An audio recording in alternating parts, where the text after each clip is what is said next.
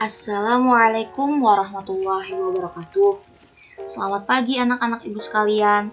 Kembali lagi nih bersama ibu pada pembelajaran matematika hari ini. Pada pertemuan kali ini, kita akan memasuki bab baru loh, yaitu bab sistem koordinat kartesius.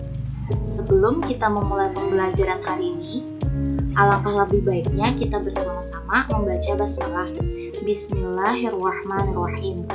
Oke, pada materi hari ini kita akan membahas dua subbab loh. Untuk subbab yang pertama, kita akan membahas tentang posisi titik terhadap sumbu X dan sumbu Y. Untuk subbab yang kedua, kita akan membahas tentang posisi titik terhadap titik asal 0,0 dan titik tertentu A, B. Selanjutnya, Ibu akan membahas tentang tujuan pembelajaran pada hari ini. Ibu harap ya, kalian setelah menonton video ini, kalian dapat mengembangkan rasa ingin tahu dan tanggung jawab. Kalian dapat menentukan posisi titik terhadap sumbu X dan sumbu Y. Dan yang terakhir, kalian dapat menentukan posisi titik terhadap titik asal 0,0 dan titik tertentu A, B. Jadi anak-anak, kita langsung aja yuk ke materi pada hari ini. Kalian tahu nggak sih apa itu koordinat kartesius atau pernah mendengar apa itu koordinat kartesius? Sebelum Ibu membahas tentang apa itu koordinat kartesius, Ibu akan memperkenalkan terlebih dahulu ilmuwan asal Perancis, itu yang bernama René Descartes, tahun 1596 sampai 1650. René Descartes ini adalah ilmuwan asal Perancis yang beliau mempersembahkan sumbangan yang penting, yaitu penemuannya tentang geometri analitis. Makanya disebut dengan sistem koordinat kartesius. Jadi, René Descartes ini adalah ilmuwan asal Perancis yang memperkenalkan sistem koordinat kartesius ya anak-anak. Jadi, kita masuk ke pengertian dari koordinat kartesius. Nah, koordinat kartesius ini adalah suatu sistem untuk menentukan posisi titik atau unsur, dapat kalian lihat kan, titik A, B, C. Geometri menggunakan satu atau dua bahkan lebih bilangan dan memiliki acuan sumbu yang tetap. Dapat kalian lihat pada gambar berikut. Nah, ini merupakan bidang dari koordinat kartesius ya anak-anak. Jadi itu adalah maksud dari koordinat kartesius. Nah, unsur-unsur yang terdapat dalam sistem koordinat kartesius ini ada 3 unsur loh. Untuk unsur yang pertama dapat kalian lihat ya pada anak-anak berikut. Unsur yang pertama itu adalah sumbu X. Nah, sumbu X ini adalah sumbu yang membentang dari kiri ke kanan atau secara horizontal ya anak-anak. Nah, kalau untuk sumbu Y ini sumbu yang membentang dari atas ke bawah atau secara vertikal. Nah, untuk yang titik di tengah ini, titik ini merupakan origin, disebut dengan origin atau titik O dengan koordinat 0,0 atau titik pusat. Nah, titik ini merupakan perpotongan antara sumbu X dan sumbu Y, dapat kalian lihat kan? Nah, ini titik ini memotong antara sumbu X dan sumbu Y. Untuk yang selanjutnya, dari titik O atau koordinat 0,0 ini ke kanan nilai X. Nah, nilai X-nya itu adalah bernilai positif. Nah, dapat kalian lihat, ini anak panahnya Ibu tunjukkan ya. Nah, sedangkan dari titik O 0,0 ke kiri, nilai X-nya itu adalah negatif. Untuk yang selanjutnya, dari titik O ke atas, dapat kalian lihat, nah, nilai Y-nya itu adalah positif. Sedangkan dari titik O ke bawah, nilai Y-nya itu adalah negatif anak-anak. Nah, jadi dapat kalian lihat ya, kalau ke kanan itu X-nya adalah positif, kalau ke kiri X-nya itu adalah negatif. Kalau ke atas Y-nya itu adalah positif, kalau ke bawah Y-nya itu adalah negatif. Selanjutnya kita akan membahas tentang kuadran. Nah, kuadran ini akan dipelajari pada kelas-kelas selanjutnya ya anak-anak. Pada kelas 8 ini kalian hanya mengetahui atau sejenisnya memperkenalkan kuadran itu apa ya. Nah, kuadran ini memiliki 4 macam. Ada kuadran 1, kuadran 2, kuadran 3, dan kuadran 4. Kuadran 1 ini dapat kalian lihat daerah sumbu X dan sumbu Y yang bernilai positif.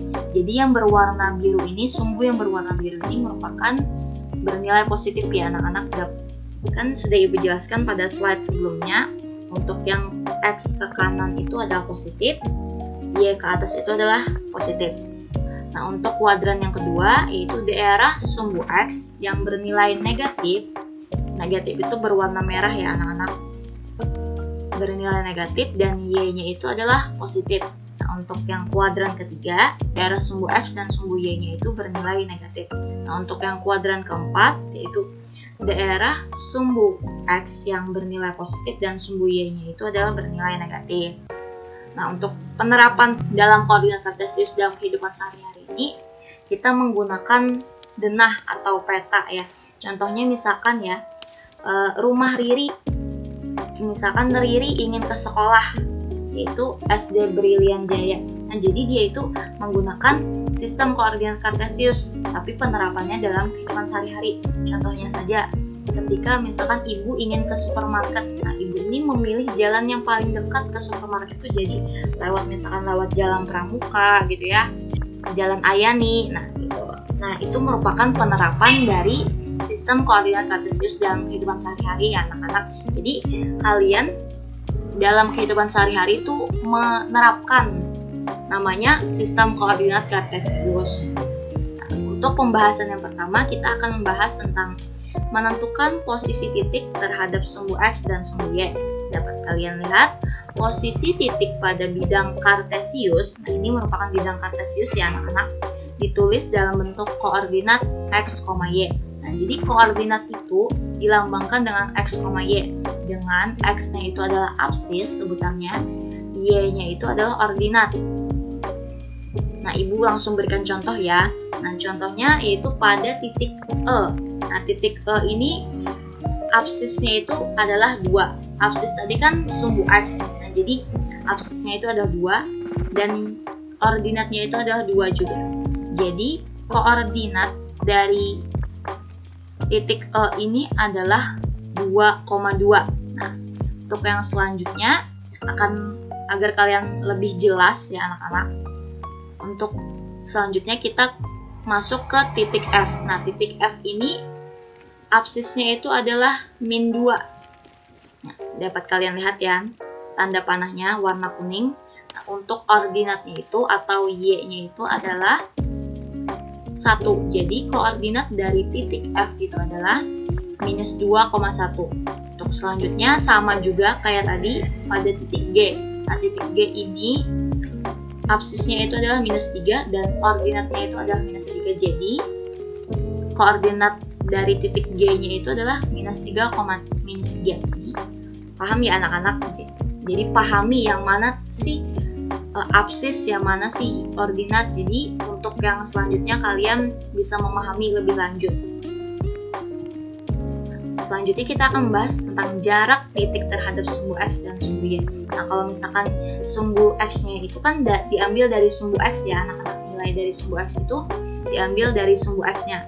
Nah, kalau misalkan kita ingin mencari jarak titik terhadap sumbu X, kita ambil dari sumbu Y-nya anak-anak. Begitupun sebaliknya.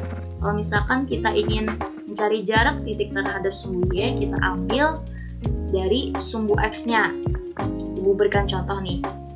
Contohnya titik E. Titik E ini berjarak dari sumbu X. Nah, berjarak dari sumbu X-nya itu dua satuan ya anak-anak. 1, 2. Dari sumbu Y-nya itu kita ambil dari sumbu X-nya. Dan sumbu Y-nya itu berjarak 2 satuan juga. 1, 2. Nah, kan dapat kalian lihat anak-anak subkursornya. Nah, maka koordinat kartesiusnya itu adalah 2,2. Nah, untuk selanjutnya juga untuk yang contoh kedua, kita mengambil titik F. Titik F ini berjarak 1 satuan dari sumbu X. Nah, mengambilnya dari sumbu Y ya anak-anak. Jadi 1 satuan 1. Nah, kalau misalkan dan sumbu Y-nya itu kita mengambil dari sumbu X. Jadi 1, 2. Nah, jadi koordinat dari titik F-nya itu adalah -2,1. Nah, untuk yang selanjutnya titik G. Titik G ini berjarak dari sumbu X yaitu sebanyak 3 satuan. Jadi 3 satuan 1, 2, 3. Nah, dan untuk sumbu Y-nya itu 3 satuan juga seperti yang Ibu contohkan tadi. Jadi koordinatnya itu adalah minus 3,3. Gitu anak-anak. Nah, untuk yang terakhir kita akan bahas tentang posisi titik terhadap titik asal 0,0 dan terhadap titik tertentu A, B. Dapat kalian lihat titiknya itu ada titik A, titik B, titik C, dan titik D. Nah, titik A itu adalah minus dengan koordinatnya minus 4,3. Titik B itu dengan koordinatnya 5,5, titik C dengan koordinatnya 4,0, dan titik D dengan koordinatnya minus 5,-6. Di posisi kita yang pertama kita tentukan yaitu posisi terhadap 0,0. Jadi 0,0 ini di tengah ya, titik pusat. Jadi titik A gitu. Jadi sebanyak 4 satuan ke kiri ya anak. 1, 2, 3, 4. Dan 3 satuan ke atas 1, 2, 3. Nah, jadi koordinatnya itu adalah minus 4,3. Kalau pada titik B ini titik B dari titik 0,0, jadi kita hitung 1, 2, 3, 4, 5. Nah, 5 satuan ke kanan kan. Nah, terus itu ke atas lagi kan untuk mencapai titik B nya itu 1, 2, 3, 4, 5. Nah gitu anak-anak. Nah, untuk selanjutnya titik C. Dari 0,0 ke titik C. Nah, ada berapa langkah sih? 4 satuan ke kanan kan anak-anak. Jadi 1, 2, 3, 4. Setelah itu, karena di titik 4,0, jadi dia tetap ya di 4 satuan ke kanan aja. Nah, untuk selanjutnya titik D nih. Titik D. Jadi titik 0,0 ke titik D itu ada berapa langkah? 1, 2, 3, 4, 5. 5 langkah ke kiri kan anak-anak. Jadi minus 5. Nah, kalau setelah itu ke bawah ada 6 langkah, jadi minus 6. Nah, gitu. Jadi menentukan posisi titik terhadap titik 0,0 tuh dari titik pusatnya ke titik misalkan titik A, titik B, titik C. Jadi dari awalnya itu dari titik 0,0 ya anak-anak. Nah, untuk selanjutnya terhadap titik B. Kita contohkan terhadap titik B. Kalian bisa menggunakan titik A, titik C, atau titik D ya, terserah kalian saja. Untuk Ibu menggunakan titik B 5,5. Jadi karena posisi terhadap titik 0,0 tadi kan dari 0,0, sedangkan posisi terhadap titik B 5,5 itu dari titik B-nya itu anak-anak ya. Nah, jadi dari titik B ke titik A sebanyak berapa langkah anak-anak? 9 satuan ke kiri ya, kita hitung ya sama-sama. 1, 2, 3, 4, 5, 6, 7, 8, 9. Nah, setelah itu 2 satuan ke bawah, jadi 1, 2. Nah, jadi koordinatnya itu kalau ke kiri itu adalah minus ya, kalau ke bawah itu minus, jadi minus 9, minus 2. Untuk yang selanjutnya dari titik B terhadap titik B. Nah, jadi tetap kan tidak ada bergerak-gerak. Nah, untuk titik C itu dari titik B ke titik C berapa langkah? 1 ke kiri, 1, 2, 3, 4, 5. 5 ke bawah, jadi minus 1, minus 5. Dan begitupun selanjutnya untuk titik D dapat kalian amati ya anak-anak. Setelah itu kita masuk ke contoh soal. Nah, contoh soalnya itu gambarlah titik A 2,1, titik B 2,5, titik C 4,1, dan titik D 4,5 pada koordinat kartesius. Bila 4 titik tersebut dihubungkan, bangun apakah yang terbentuk? Nah, titik A ini 2,1, dapat kalian lihat 2. X-nya itu absisnya itu 2, koordinatnya itu 1. Jadi di sini kan kita tandai ya. Sini dengan bulatan hitam ini. Terus titik B-nya itu 2,5. Nah, absisnya itu 2, koordinatnya itu 5. Titik C ini absisnya itu ada 4, koordinatnya itu ada 1. Nah, jadi di sini kan anak-anak. Dan titik D ini absisnya itu ada 4, koordinatnya itu ada 5. Jadi dapat terbentuk bangun apakah ini, yaitu bangun persegi panjang. Nah, seperti itu anak-anak. Selanjutnya Ibu mempunyai contoh soal 2 nih. Tentukan titik H, ini dapat kalian lihat E, R, dan U pada sistem koordinat berikut. Nah, titik H-nya itu absisnya berapa anak-anak? 3. Koordinatnya itu adalah 5. Nah, jadi H-nya itu adalah dengan sistem dan koordinat 3,5. Kalau E ini absisnya berapa? 7. Koordinatnya itu adalah minus 2. Jadi koordinatnya itu adalah 7, minus 2. Kalau untuk R, titik R absisnya adalah minus 4. Dan koordinatnya itu adalah minus 4. Jadi koordinatnya titik R itu adalah minus 4,4. Sedangkan U, absisnya itu adalah minus 3.